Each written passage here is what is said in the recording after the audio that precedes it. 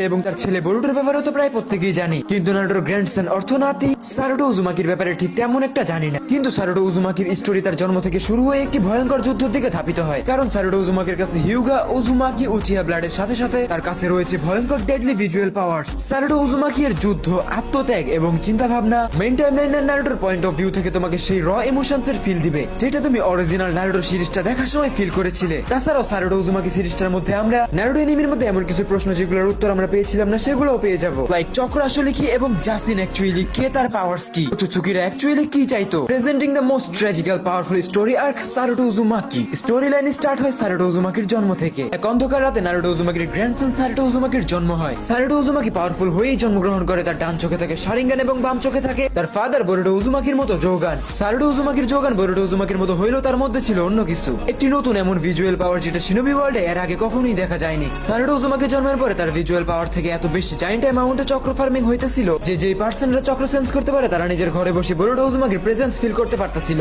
এমনকি ওৎসুৎসুকির মতো বিংরাও এটার প্রেজেন্স একদমই নার্ভাস ছিল, তাই দ্রুত তারা একটি এমার্জেন্সি মিটিং অ্যারেঞ্জ করে। তাদের সকলকেই অজানা অসীম শক্তিকে নিয়ে চিন্তিত দেখাচ্ছিল। ওৎসুৎসুকির মতো ক্লানের লোকেরা দ্বিতীয়বার এরকম আতঙ্কিত ফিল করতেছিল। নিজেদের গড় দাবি করা ওৎসুৎসুকিদের বিচও এখানে জায়গা মতোই লকড হয়ে গিয়েছিল। এত বেশি ক্ষমতা, এত বেশি আনবিটেবল পাওয়ার শুধুমাত্র শিবায়া ওৎসুৎসুকিরই ছিল, যে ওৎসুৎসুকিদের জন্য একটি লেজেন্ডারি ফিগার ছিল যার ব্যাপারে খুব কম পার্সনরাই জানতো। সে এতটাই প্রাচীন ছিল যে শুধুমাত্র অল্প সংখ্যক কিছু ওৎসুৎসুকিরই তাকে দেখা সৌভাগ্য হয়েছিল। তার ব্যাপারে বলা হয় যে সে লিটারালি অগণিত প্ল্যানেটস কনজিউম করে নিজের পাওয়ার সোর্স বাড়ায়। শিবায়া ওৎসুৎসুকি একটা সময় এত বেশি পাওয়ারফুল হয়ে গেছিল যে তার কোনো বডিরই দরকার ছিল না। কিছু রিউমার্স থেকে জানা যায় যে শিবায়া ওৎসুৎসুকি প্যারালাল ইউনিভার্সের কোনো একটি আননোন প্ল্যানেটে লিভিং করতেছে। এই থটস গুলো কতটুকু সত্য অ্যাকচুয়ালি কেউই জানতো না, সবাই শুধু ধারণাই করতো। কিন্তু আতঙ্কের ব্যাপারে একটাই, 1000 ইয়ার্স পরে এমন একটি পাওয়ার্স এর জন্ম হয়েছে যার প্রেজেন্স সবাইকে শিবায়া ওৎসুৎসুকির ফিল দিচ্ছে, তাও সেটা আর্থের মতো একটি ছোট প্ল্যানেটে। আর্থ ছোট হলে ওৎসুৎসুকিদের জন্য এটি একটি বড়সড় থ্রেট ছিল, কারণ কাগুয়া ওৎসুৎসুকি এবং ইশিকি ওৎসুৎসুকি ড্রাগন ফ্রুট নেওয়ার জন্য পৃথিবীতে এসে কুত্তার মতো মার খেয়ে পালানো রাখছে। আর তখন থেকেই তারা আর্থকে নিয়ে স্ট্র্যাটেজি বানাইতেই আছে। তাদের প্রথম চাল ছিল কাগুয়া ওৎসুৎসুকির সাথে ডিল করার জন্য তারা শিবায়ার রাইট হ্যান্ড জাসিকে ওৎসুৎসুকিকে আর্থে পাঠিয়েছিল, কিন্তু বেচারা আর্থে যায় উধাও হয়ে গেছে। পলিটিক্স নিয়ে ঝামেলা করছিল মনে হয়, এই কারণে বেচারাটা গুম করে দিছে। অন্যদিকে ওৎসুৎসুকিরা তার জন্য হাজারো বছর অপেক্ষায় ছিল,